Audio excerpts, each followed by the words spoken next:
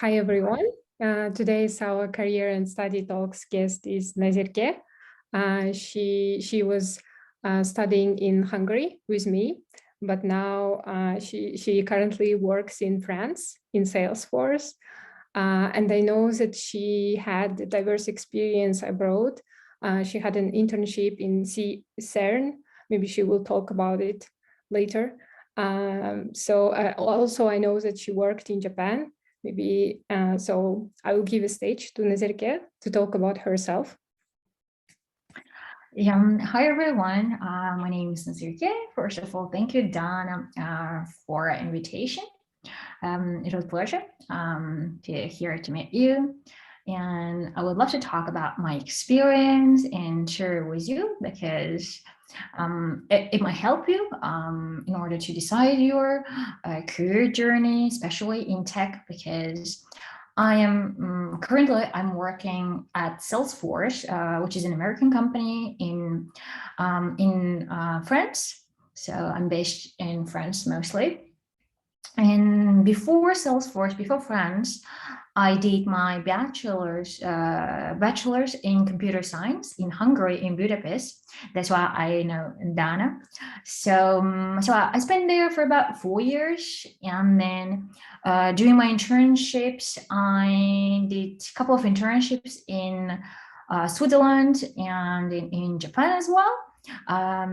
In Switzerland, it was first time it was in Zurich, ETH University. That's in top 10 university for computer science. I was there as a research fellow in summer. And then later on in my senior years, I did another internship in Geneva at CERN. CERN is basically an organization for physics research, and then it has a big department for computer science, testing all the elements, all kind of stuff. So I did there as well. So I spent my summer there. And then once I graduated at university from Budapest, I got another internship in Tokyo. So I went there as well for my internship. I spent there for about 3 months, and I worked in a Japanese company called Henge. That was just pure Japanese company. And then I was working for cloud department and developing all the web-based applications, etc. So then after that one, I decided to come back to Europe, to France, and then so I've been working for about 2.5 years in France. That's where I'm now right now. That's awesome, like quite good experience, broad experience in different countries. I'm sure you had a lot of culture shocks. Yeah. Regarding these culture shocks, especially I had culture shocks in the beginning, from Kazakhstan to Hungary. When I came to Hungary, it was, for me, in the beginning, it was so hard to adapt to Hungarian culture and all stuff, because European and Asian culture are totally different. Simply how they plan daily, and then they work, all spend all days to work. And then once I was adapted to their culture in Hungary, and then the other European countries, like whenever I visit, so okay, I'm used to it. I accept what they do. But in particular, if I start with Switzerland, I really loved. I mean, I wouldn't say it's a culture shock, but I would say it's a kind of cultural benefit. I would say it is planning. So they plan every single day, every single month, year, etc. So they plan. If you want to meet something, oh, let's meet. And they say, I don't have time, so let's meet next week at this time. So, or if it didn't happen, it's like, and then like once they come back from vacation, they start, they're planning the next vacation. Oh my God, I was surprised. So you just came from vacation. You are planning your next vacation. It's crazy. And the another stuff, in Switzerland, I would say it's perfectionism. Swiss people are very perfectionist. So they love at work to be perfectionists, and they work what they do, they love, punctual perfectionists. So maybe sometimes, it has a disadvantage of being a perfectionist, but in general, like why Swiss people, like, they advance in all technology, in all like spheres in general, because I would say, from a perspective, because they love this perfectionism, and they try to do everything on a high level, and that's what I love. I think this is part of culture shock, as well as good trait. I mean, good cultural Swiss trait. And when it comes to Japan, about Japan, vending machines, first of all. So vending machines are everywhere. So you can find, for example, if you're hungry, just like go to vending machine, any vending machine in the streets, and just grab that one. You can find water, anything that you want. The food, even like vegetables, fruits, even we can find just like you can live with vending machines without going to supermarkets. There is no convenience stores like small supermarkets, like shops. They do have, but they have the working hours. They particularly work at till 10 or 11 p.m. And usually, for example, when you travel to another city and then you come back in late evenings, I have this kind of experience. So I came very late, around 12. And so then I had to search for something to grab something, and to just go from vending machine and just grab that one. And they always time update, for example, vegetables can only stay 2 or 3 days, and they update that one, and all with the, the dates that you can consume. And the another one, I think I remember when we went to restaurant, Japanese restaurants, and they gave us towel, a very warm towel. So usually in Europe, they don't give, the towel. So basically the restaurant, basically the people at restaurant, they're expected that we clean our hands first before we eat. It's actually really good because warm white towel. It's very small white towel, and they give you first, and then give you the menu. So while you're looking at the menu, that you can just clean your hands, and that's it. I think it's really good. I really liked it. In the beginning, I didn't understand what they give me towel, so what I need. So then apparently it is to clean your hands. When you went to the supermarket, reading the name of the name tag of the vegetables, or finding some items in the shop or in the menu, have you had any difficulty to understand? Oh, of course.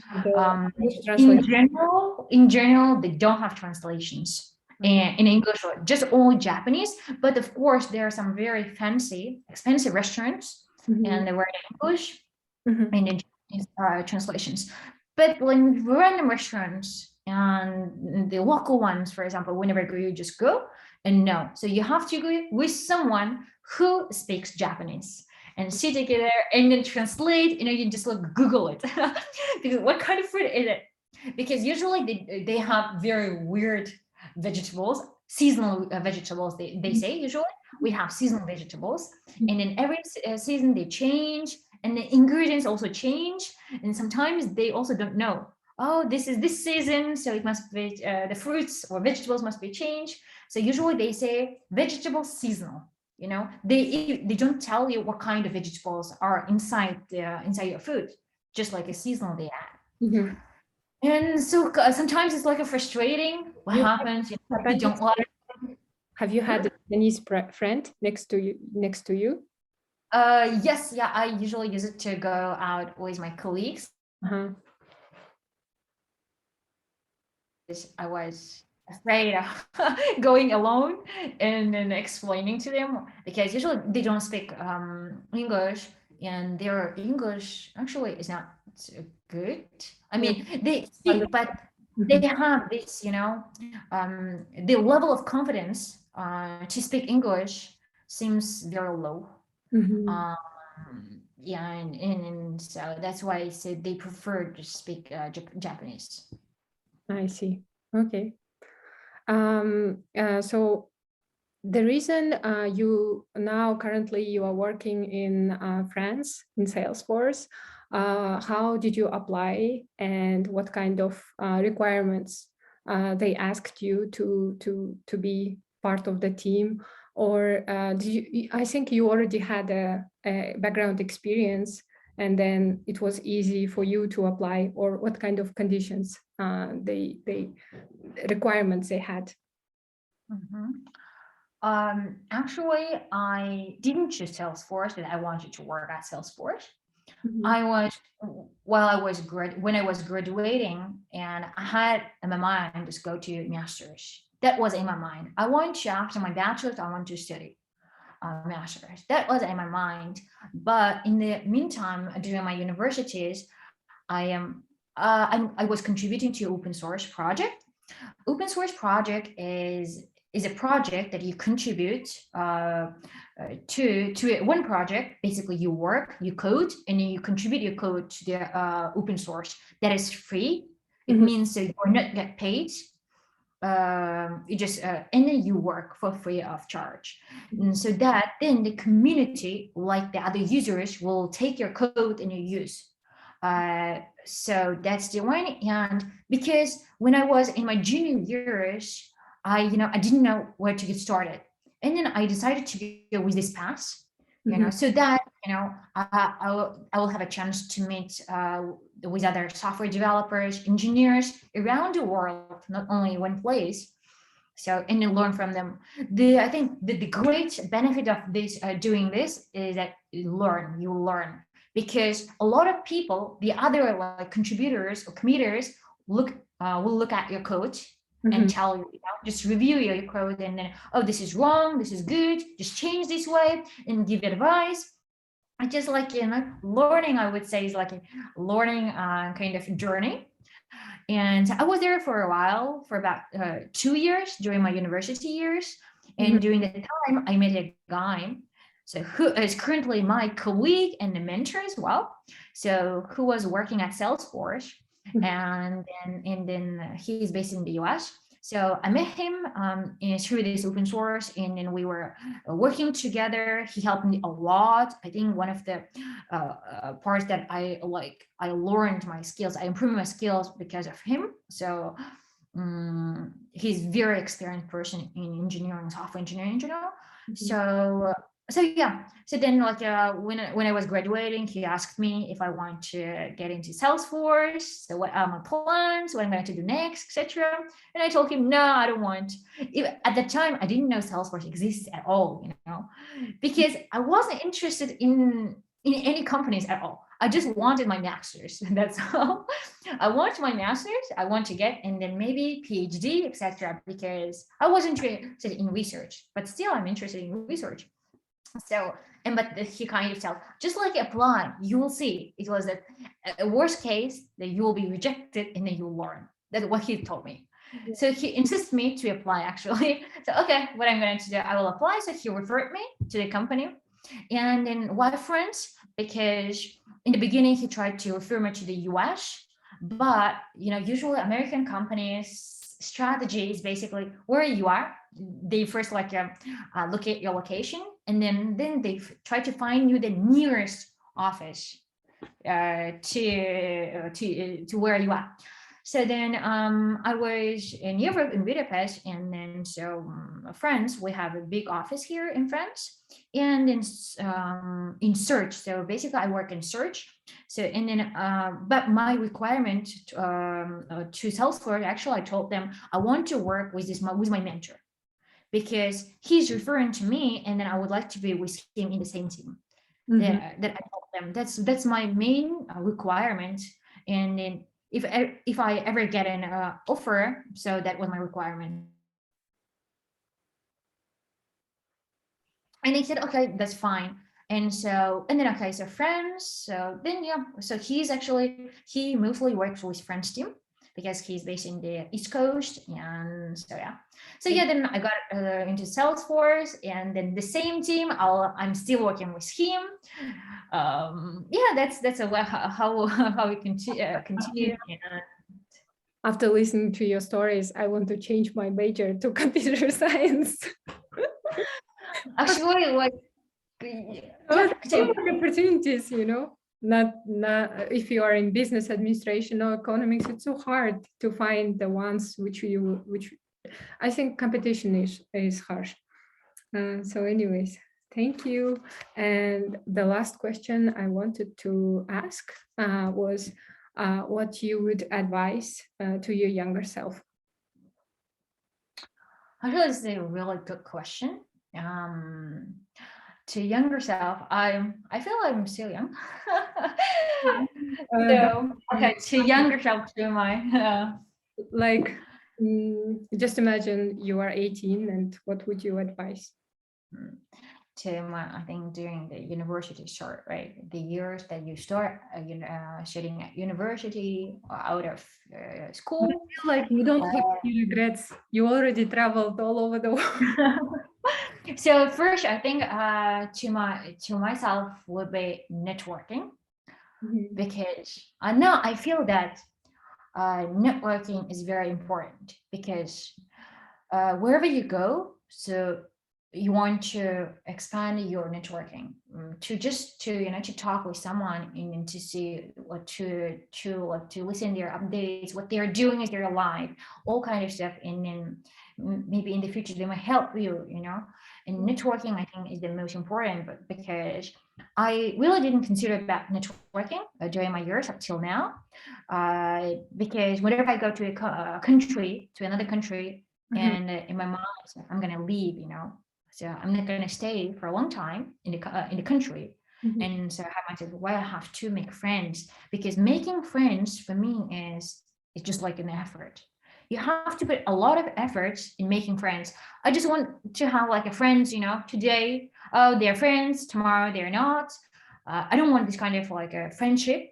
But if I really want to make friends, I really want to have really good, close friendship. And that's why I didn't invest into this networking side. And I said, okay, so I'm gonna leave, and then I just spent it in myself, just learning, etc. And I didn't go out often to meet people, and that's why I think is right now I feel that like networking is important. So it doesn't matter if it is friendship or not, just like acquaintance, just you have someone, for example, let's say you go to Japan next time, for example, I would say I would I might contact to my colleagues, but just their colleagues, and other than that one, I don't know anyone, because I didn't make any networking there, and that's gonna be yeah. Don't worry, we'll fix this situation. I hope since I interviewed already 4 people, you are the 4th one, and I want you guys to build more like a friendly relationship, maybe, so that whenever you are, you just can, if someone wants to be referred to any other country, or I don't know, just to be good friends, maybe. Yeah, if you go to Dubai or if you go to Sweden, you can talk with those people or meet for the cup of coffee. Yeah, actually, it's an extra question I really wanted to ask. Some people from Kazakhstan, not only Kazakhstan, from abroad, maybe they are just starting, for instance, coding, their path for coding. What would you advise? Coding, I think coding is a skill, because when I started my university, I actually didn't have any background in computer science, in coding. I started from scratch at university. And then my peers, the group mates, they were very good at coding, and I was the last person who was who was sitting and who was trying to understand what is written basically before solving the problem. And first thing is want to learn. And that's if you like something like what you're doing, and then if you have an interest, and then that's a good sign. So then you can go to the next step, because you're just like a mind that, oh, because a computer, like, software engineers earn more, or software engineers can find easily job, this kind of stuff. If you have in mind this kind of stuff, then it's so hard to get into coding, because coding is solving a problem. So you solve a problem like mathematics, but you don't solve in a mathematical way, but you solve just writing a code. And so first you should have an interest. Once you have an interest, and then look for good resources. So good resource basically is first find good books, good like YouTube videos, etc., and filter them out. Always done, because there are so many like resources, materials online, and so you just like you'll be tired if you read every single material. That's why we just filter out and then just collect only the necessary ones. And then the third one is practice. Just write codes. Once you read something, just start, because coding is practice. Actually, you have to just like write code and write code. Just like a reading, it's like a theoretical is not enough. In the currently, actually, all these like a job interviews, because for example, you get a job once you pass all the technical interview. That's the thing. And then at the interview, to excel, to show yourself, is to be able to solve a problem at certain amount of time. They will give you time. They watch, at your shoulder. I mean, right now it's online, but before it was like they look at your shoulder and then you have to solve a problem. And that's how they do. And so that's why solving a problem like based on time, allocation is very important. And so you have to master that one in order to get a job. This is the one. This is, I think, last step. So once you have the skill, once you have a degree, or you know coding, and then the last step is like to excel, to be able to solve coding problems, and then get a job. So most important thing is to be passionate about it. Yeah, that's the one. Yeah, to be passionate, at least interest. At least interest. Oh, I like coding. For example, I like coding because I like the solving problems, because I never repeat every single day, the process. Every single day I get new problem, and then you have to search for, how I'm going to solve and how I'm going to do this kind of. And so it's like, I would say brain exercise every single day. It sounds like a consulting kind of project. You get a different problems every day, and you have to solve on the client's issues. I like consulting. It's like a new feature. For example, if you get in, not the for us, it's based on our project. It can be give you a huge project, and then you can work maybe for a month, 2-3 months, maybe half a year, and then you deliver. So that's But the thing is this: once you solve the problem so easily, and then you are free, whatever you want to do at work. That's the best thing, I think, for like the coding, world. So once you solve the problem easily, and I know there are some like colleagues, they're so good at coding, solving problems. They solve just like in a couple of hours, and they're free. 5 hours, 6 hours, whatever they do. That's Okay, I forgot the question, third question to ask. Can you tell about your challenges and breakthrough moments you have experienced in your career? In my career, this year actually, in the beginning of this year, I was having this kind of thought that what I'm going to do next, because everyone has a next and thinks about what's going to buy next. And I was thinking this one for a while. I was going to buy my next, what I'm going to do, because at work, once you are more than 2 years, so so you want to, that one, the atmosphere, you settle and everything, you're kind of in a comfort zone. And you want to try to get out of it. And this kind of challenge I had, and I spent maybe at least 2 months to think about what I want to do. I really like my job and everything is great, but I want a challenge. Basically, you seek for a challenge. Yeah. And Then now I do have and also as like related to the product management as well.